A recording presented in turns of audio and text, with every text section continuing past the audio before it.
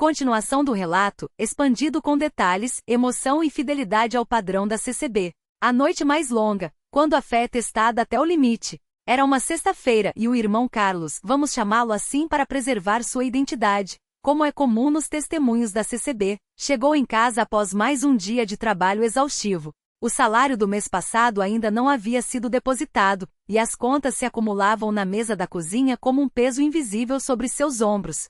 Sua esposa, Marta, uma mulher de fé silenciosa mas firme, preparava o jantar com o pouco que tinham: arroz, feijão e um ovo cozido para cada um. Não havia carne, nem pão fresco, apenas o suficiente para não dormir de estômago vazio. Enquanto comiam, Carlos tentou disfarçar a preocupação, mas Marta conhecia aquele olhar. Ela segurou sua mão por baixo da mesa, como fazia sempre que as palavras faltavam. O Senhor vai prover, meu amor. Lembra do que o irmão Paulo falou no culto ontem? Deus não nos desampara. Ela sussurrou citando o Salmo 9:10, que havia sido lido na reunião. Carlos assentiu, mas dentro dele uma batalha se travava. Como? Como Deus vai prover se nem o aluguel temos para pagar? Se amanhã o dono do mercadinho não nos fiado mais? As dúvidas eram como espinhos cravados na alma. Ele tinha 32 anos, 2 filhos pequenos, Lucas, de 8, e Ana, de 5, e a responsabilidade de sustentar a família o oprimia. Naquela noite, depois que as crianças dormiram, Carlos se ajoelhou no quarto, como fazia desde que era jovem na igreja. Mas dessa vez as palavras não vinham. Só lágrimas. Não eram lágrimas de revolta, mas de cansaço. Ele não entendia por que, mesmo sendo fiel, ofertando o dízimo mesmo quando faltava o básico, não faltando a nenhum culto, servindo na limpeza do templo, a situação só piorava. Senhor, foi tudo o que conseguiu dizer. Não eram palavras bonitas, nem uma oração elaborada. Era um clamor de quem não tem mais para onde correr. E foi ali na quietude da noite que ele ouviu dentro de si uma voz suave, não um som audível mas uma certeza no coração: confie, eu estou contigo. O dia que tudo parecia perdido, mas Deus já estava agindo. No sábado de manhã, Carlos acordou com um peso no peito. O desânimo era tão grande que pela primeira vez em anos, ele pensou em não ir ao culto. O que adianta? Vamos ouvir as mesmas palavras, cantar os mesmos hinos, e voltar para casa com as mesmas contas. Marta percebeu. Sem dizer nada, ela apenas colocou sua Bíblia sobre a mesa, aberta em Salmos 34:19. Muitas são as aflições do justo, mas o Senhor o livra de todas. Então pegou a bolsa e disse: Vamos, Carlos. Hoje não é dia de desistir, é dia de lutar. E eles foram. No culto, o irmão que presidia leu Isaías 41:10. Não temas, porque eu sou contigo. Não te assombres, porque eu sou teu Deus. Eu te fortaleço e te ajudo, e te sustento com a destra da minha justiça. Carlos fechou os olhos e sentiu as palavras como água fresca em terra seca. Mas o momento que mudou tudo aconteceu depois da reunião. Enquanto Carlos ajudava a guardar as cadeiras, como fazia toda semana, o irmão Roberto, um cooperador mais velho e experiente, se aproximou. Carlos, você tem um minutinho? Carlos pensou que fosse para algum serviço na igreja. Mas o que Roberto disse a seguir o deixou sem palavras. Irmão, o Senhor me colocou no coração para te dar isto. E estendeu um envelope branco. Dentro, havia exatamente o valor do aluguel atrasado e das contas de luz e água. Não um centavo a mais, não um a menos. Mas como o Senhor soube? Carlos balbuciou com as mãos tremendo. Roberto sorriu, daquele jeito calmo dos que já viram Deus agir muitas vezes. Não fui eu. Foi o Senhor. Ele sabe das tuas necessidades antes mesmo de você pedir. Naquele instante, Carlos entendeu. Não era sobre o dinheiro. Era sobre Deus lembrar-se dele. Era sobre não estar sozinho. A provação que veio depois da bênção. Deus, por quê? Mas a história não terminou ali. 2 semanas depois, Lucas, o filho mais velho, começou a passar mal, febre alta, dores de cabeça constantes. Os médicos, após exames, deram um diagnóstico que abalou a família: um tumor cerebral. É operável, mas o risco é grande, disse o médico, com um tom que não deixava margem para otimismo fácil. Carlos e Marta caíram de joelhos no corredor do hospital. Dessa vez não havia palavras. Só lágrimas e silêncio. Senhor, por quê? Acabamos de receber uma bênção, e agora isso? Carlos questionou, não com revolta, mas com um coração partido. Mas Marta, mesmo com os olhos inchados de chorar, segurou sua mão e disse: Não é porque, Carlos. É para quê? Deus permite, mas Ele também cura. Vamos jejuar e orar. E assim eles fizeram. Por 3 dias a família jejuou e orou. Irmãos da congregação vieram à casa deles para orar em unção. Não havia gritos nem espetáculo, apenas fé sincera e persistente. No quarto dia, novos exames foram feitos. O tumor havia diminuído significativamente. Isso não é normal, disse o médico, perplexo. Em casos como esse, a redução é gradual com tratamento.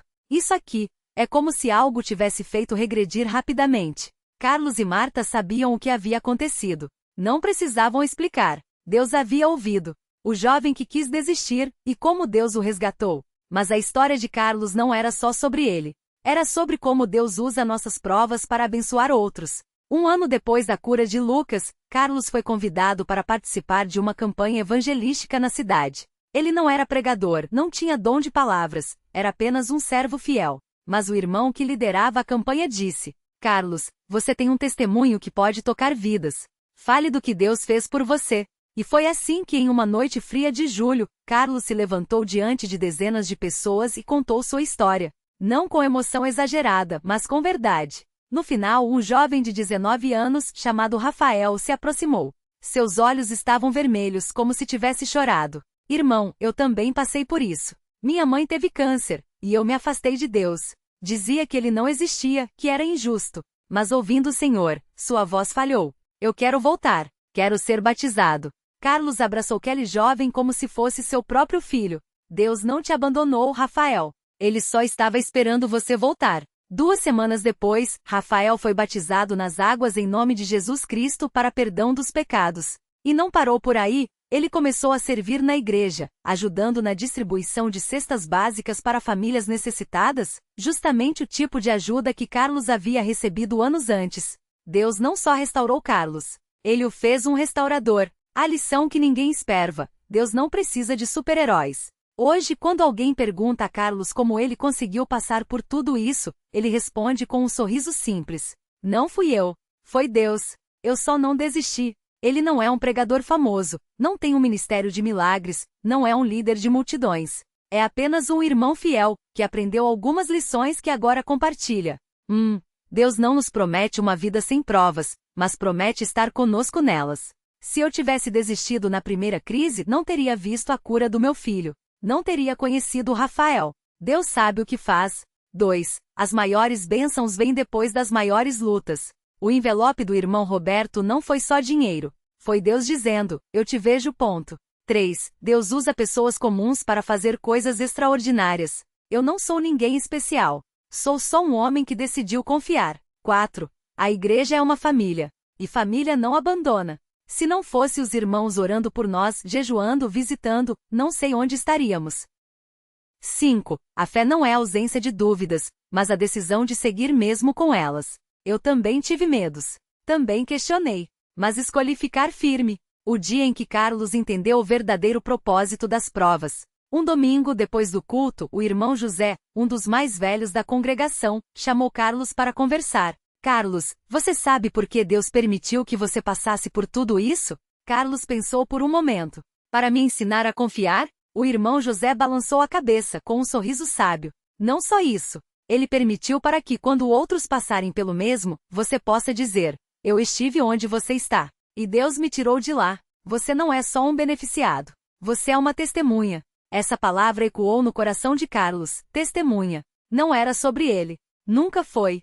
Era sobre Deus usar sua história para trazer outros de volta. Um novo começo, a família que se tornou bênção. Hoje, a vida de Carlos e Marta mudou. Carlos agora trabalha como cooperador na igreja, visitando famílias e ajudando novos convertidos. Marta lidera um grupo de horas das irmãs, onde mulheres compartilham suas lutas e oram umas pelas outras. Lucas está totalmente curado e sonha em ser médico, para ajudar pessoas como Deus me ajudou. Ana, a caçula, já fala em línguas, como aconteceu com ela após ser batizada no Espírito Santo, e adora cantar hinos no culto infantil. Rafael, o jovem que quase desistiu, hoje prega a palavra em reuniões de jovens. E o mais lindo, eles não esqueceram de onde vieram. Todo mês a família doa cestas básicas para outras famílias em dificuldade, sempre com um bilhete: Deus proveu para nós, Ele proverá para você também. Não desista. A última lição: Deus trabalha em silêncio. Se você está lendo isso e pensa: mas e se Deus não responder como respondeu para o Carlos? Ouça isto. Deus não está adormecido. Talvez a resposta não venha como você espera. Talvez não venha hoje. Talvez venha através de um irmão que você nem conhece bem, ou de uma oportunidade que parece pequena, mas é exatamente o que você precisa. O que Deus pede de você é uma coisa só. Fique firme. Não é sobre ter todas as respostas. É sobre confiar em quem as tem. Um convite para você. Se você está passando por uma provação que parece não ter saída, se as contas estão se acumulando, se a doença está te abalando, se você já pensou em desistir, não faça isso. Deus não te abandonou. Ele está trabalhando em silêncio, como fez com Carlos. Talvez hoje mesmo ele esteja preparando alguém para te estender um envelope. Talvez ele esteja moldando seu caráter para algo maior. Talvez ele esteja esperando você se ajoelhar para dizer: aqui estou, usa-me. A obra que Deus começou em você, Ele vai terminar. Glória ao nome santo do Senhor. Amém. A provação que veio para ficar, e como Deus a transformou em bênção. O peso que ninguém via. Carlos nunca esqueceu aquele domingo de manhã, quando, após o culto, o irmão João, um dos cooperadores mais antigos da congregação, o chamou num canto do pátio. O sol batia forte nas paredes brancas do templo, e o cheiro de café recém-coado ainda pairava no ar, misturado ao perfume das flores que as irmãs tinham arrumado no altar. Irmão Carlos, o senhor pode sentar um pouco comigo? O tom não era de repreensão, mas havia uma gravidade que fez o coração de Carlos apertar. Ele sabia que algo estava errado. Há semanas, as contas não fechavam, e mesmo cortando tudo o que podia, até o plano de celular mais básico, o dinheiro não dava. A cada mês, o aluguel atrasava mais e o dono do imóvel, um homem rígido, já havia ameaçado desocupar a casa. Irmão, eu sei que o senhor tem passado por um aperto. E não é só o dinheiro, não é?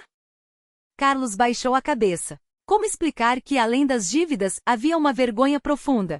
Ele, que sempre tinha sido um homem de palavra que ajudava os outros, agora se via pedindo fiado no mercadinho da esquina, olhando nos olhos do dono com a mesma expressão de quem pede esmola. Às vezes, irmão, eu me sinto um fracasso. Minha esposa trabalha dobrado, minhas filhas deixam de ter coisas básicas. E eu me pergunto, onde foi que eu errei? O irmão João não deu respostas prontas. Em vez disso, abriu sua Bíblia no Salmo 34, 18 e leu em voz baixa. Perto está o Senhor dos que têm o coração quebrantado e salva-os de espírito oprimido. Depois, fechou a Bíblia e olhou nos olhos de Carlos. Irmão, Deus não está te julgando. Ele está te vendo. E o que Ele quer não é que você se afunde na culpa, mas que você confie nele mesmo quando não enxerga a saída. Carlos saiu daquele encontro com um peso a menos no peito, mas a realidade ainda estava lá. O aluguel venceria em 3 dias, e ele não tinha nem metade do valor. A oferta que doeu, e o milagre que veio depois. Naquela noite, ao chegar em casa, Carlos encontrou a esposa, Maria, chorando na cozinha. Em suas mãos, a conta de luz cortada por falta de pagamento e um bilhete do dono da casa. Último aviso: pague até sexta, ou procure outro lugar. E agora, Carlos? O que a gente faz? Ele não tinha resposta. Mas enquanto Maria secava as lágrimas, algo dentro dele se mexeu. Lembrou das palavras do irmão João. Lembrou de Elias e a viúva de Sarepta, Reis 17, que mesmo na fome, primeiro deu ao profeta o pouco que tinha, e depois a farinha e o azeite não acabaram. Maria, amanhã é dia de culto. A gente vai levar uma oferta. Mas, Carlos, não temos nem para passar o mês. Eu sei. Mas se a gente não der o pouco que tem, como vamos receber o muito que precisamos? No dia seguinte, com o coração apertado, Carlos colocou na bolsa de ofertas as últimas notas que tinham R$ 80, dinheiro que mal daria para um saco de arroz e feijão. Enquanto a bolsa passava, ele orou em silêncio. Senhor, o Senhor sabe da nossa necessidade. Não é pela oferta que te dou, mas pela fé que o Senhor me ensinou a ter. Se o Senhor não agir, não temos para onde ir. 3 dias depois, na quarta-feira, enquanto Carlos voltava do trabalho, um bico como servente de pedreiro, um carro parou ao seu lado. Era o irmão Marcos, um cooperador que ele mal conhecia só de vista nos cultos. Irmão Carlos, o senhor pode entrar 1 minuto? Dentro do carro, Marcos não fez rodeios. Irmão, ontem à noite, o Espírito Santo me falou do Senhor. Não sei o que está acontecendo, mas ele me mandou te dar isso. E entregou um envelope branco. Carlos abriu com as mãos trêmulas. Dentro, exatamente o valor do aluguel atrasado, e mais R$ 200. Irmão, como? Não sei, irmão. Só sei que Deus mandou. E ele também me disse para te falar uma coisa. Diga a ele que eu estou vendo. E que isso é só o começo. Carlos não conseguiu segurar as lágrimas. Não era só o dinheiro. Era a certeza de que Deus tinha ouvido.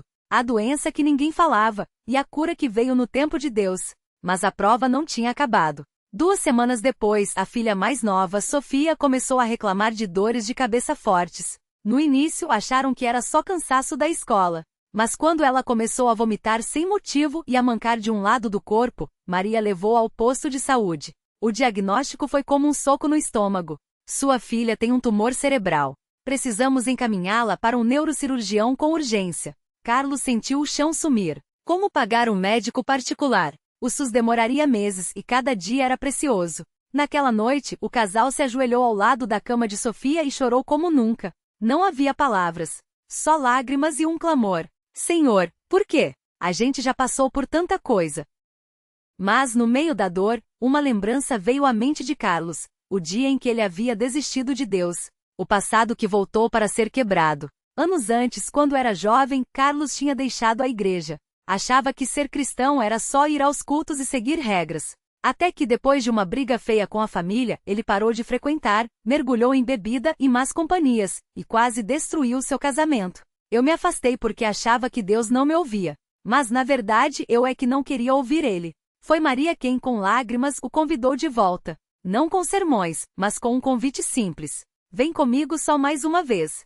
Se não gostar, a gente não volta. Aqueles primeiros cultos foram difíceis. Carlos se sentia julgado, como se todos soubessem de seu passado. Mas, aos poucos, algo mudou. Até que numa reunião de oração, ele se ajoelhou e pediu perdão. Não foi um choro espalhafatoso, nem uma experiência mística. Foi um quebra silencioso. Senhor, eu não mereço nada. Mas se o Senhor me der mais uma chance, eu vou viver para ti. Aquele foi o dia em que tudo começou a mudar. A igreja que se tornou família. Quando Sofia adoeceu, Carlos não teve forças para esconder. No domingo seguinte, depois do culto, ele procurou os irmãos mais velhos e contou tudo. Não houve falsas promessas, vai sarar amanhã, nem julgamentos, deve ser castigo por algo. Houve abraços, orações e ação. A irmã Clara, enfermeira, conseguiu agendar uma consulta com o neurocirurgião amigo dela que atendeu por um valor simbólico. O irmão Pedro, dono de uma farmácia, doou todos os remédios que Sofia precisaria. A mocidade organizou um jejum de 21 dias específico pela cura dela. E todos os dias alguém da igreja ia à casa de Carlos para orar com a família. O dia em que Deus falou através de uma criança. 3 meses depois de exames, remédios e noites em claro, Sofia foi levada para uma ressonância final. O médico sério olhou para os pais. Não sei como explicar isso. O tumor regressiu. Não só parou de crescer como diminuiu consideravelmente. Em casos como esse, é extremamente raro. Carlos e Maria se abraçaram sem conseguir falar. Mas foi Sofia, com sua vozinha frágil, que disse o que todos sentiam. Papai, eu sonhei com um anjo. Ele me segurou a mão e falou, não tenha medo. Jesus está aqui. Naquele momento Carlos entendeu. Deus não tinha tirado a prova. Ele tinha usado ela para quebrar o orgulho de Carlos, que achava que podia resolver tudo sozinho. 2. Mostrar que a igreja era sua família e que ele não estava sozinho. 3. Fortalece-lo para abençoar outros, como ele faria mais tarde com Rafael. Rafael, o jovem que quase desistiu. Enquanto Sofia se recuperava, Carlos começou a visitar os irmãos mais novos na fé. Foi assim que conheceu Rafael, um rapaz de 19 anos que havia sido batizado nas águas, mas estava desanimado. Irmão, não tô aguentando mais. Minha mãe tá doente, meu pai sumiu, e eu tô pensando em largar tudo, até de ir para a igreja. Carlos não deu conselhos vazios. Ele contou sua história. Rafael, eu já estive onde você está. Já pensei em desistir. Já achei que Deus tinha me abandonado. Mas olha só. Hoje minha filha está curada, minha família está unida, e eu tô aqui falando com você. Não foi porque eu era forte. Foi porque Deus é fiel. E então fez um convite. Vem comigo na próxima campanha evangelística. Não para pregar, não para ser perfeito. Só para ver como Deus trabalha. Rafael aceitou relutante. Mas na primeira visita que fizeram juntos, algo mudou. Eles foram à casa de um senhor idoso, viúvo, que vivia sozinho. O homem, com lágrimas nos olhos, confessou: eu não acredito mais em Deus. Minha esposa morreu, meus filhos me abandonaram. Para que servir? Foi então que Rafael, o jovem que quase desistiu, abriu a Bíblia e leu Salmo 34, 18, o mesmo que o irmão João tinha lido para Carlos meses antes. Se Deus não desistiu de mim, Ele não vai desistir de você. Naquela noite o senhor idoso aceitou Jesus, e Rafael chorou como uma criança, porque entendeu que Deus o tinha usado mesmo em sua fraqueza. A última lição: Deus trabalha em silêncio. Hoje, quando Carlos olha para trás, ele vê que a dívida não foi paga de uma vez. Veio em partes através de irmãos, de bicos extras, de pequenas providências que só Deus poderia orquestrar. A doença de Sofia não foi curada instantaneamente. Veio com exames, remédios, orações e tempo, mas veio. Rafael não se tornou um supercristão da noite para o dia. Ele ainda tem dúvidas, medos, recaídas, mas agora sabe para quem correr. E a maior lição que Carlos aprendeu é esta: Deus não precisa de espetáculo para agir. Ele não precisa de milagres barulhentos, embora possa fazê-los. Grandes pregadores, embora os use. Respostas imediatas, embora possa dar. Ele só precisa de um coração que confia. Um convite para você, parte 2. Se você está lendo isso e pensa, mas a minha prova é maior, Deus não me ouve. Já orei tanto e nada aconteceu. Ouça isto: Deus não está adormecido. Talvez a resposta não venha como você espera. Talvez não venha hoje. Talvez venha através de um irmão que você mal conhece, como Marcos. Uma oportunidade que parece pequena, como um bico de servente. Uma cura gradual, como a de Sofia. Um jovem desanimado, como Rafael, que sem saber, será usado por Deus para abençoar você. O que Deus pede de você é uma coisa só: fique firme. Não é sobre ter todas as respostas. É sobre confiar em quem as tem. A oração que Carlos faz hoje, e que pode ser a sua também. Todas as noites, antes de dormir, Carlos se ajoelha e ora assim: Senhor, eu não sei o que o amanhã vai trazer. Não sei se as contas vão fechar, se a saúde vai ficar boa, se os problemas vão acabar. Mas eu sei uma coisa: o Senhor é Deus. E se o Senhor é por mim, quem será contra mim? Se o Senhor me deu forças para passar por tudo isso, Ele vai me dar forças para o que ainda vem. Não peço vida fácil. Peço fé para confiar. Não peço riquezas. Peço Deus. Porque com Ele eu tenho tudo. E então ele canta baixinho o hino que mais o confortou na prova. Em Cristo eu tenho paz, em meio à tempestade. Se Ele por mim lutar, quem haverá que vença? E agora? O que fazer com sua prova? Se você está passando por algo que parece sem saída, faça como Carlos. Não se isole. Procure os irmãos. A igreja é sua família. 2. Continue ofertando mesmo que seja pouco. Deus honra a fé. 3. Ore com sinceridade e não com palavras bonitas. Deus ouve o coração quebrantado. 4. Espere em Deus mesmo que a resposta demore. Ele está trabalhando em silêncio. 5. Quando sair da prova, ajude outro. Deus te salvou para ser bênção. A última palavra. Hoje Carlos não é um homem rico. A casa ainda é simples. As contas ainda apertam às vezes. Mas uma coisa ele sabe: Deus nunca o abandonou. E Ele não vai abandonar você. A obra que Deus começou em você, Ele vai terminar. Glória ao nome santo do Senhor. Amém.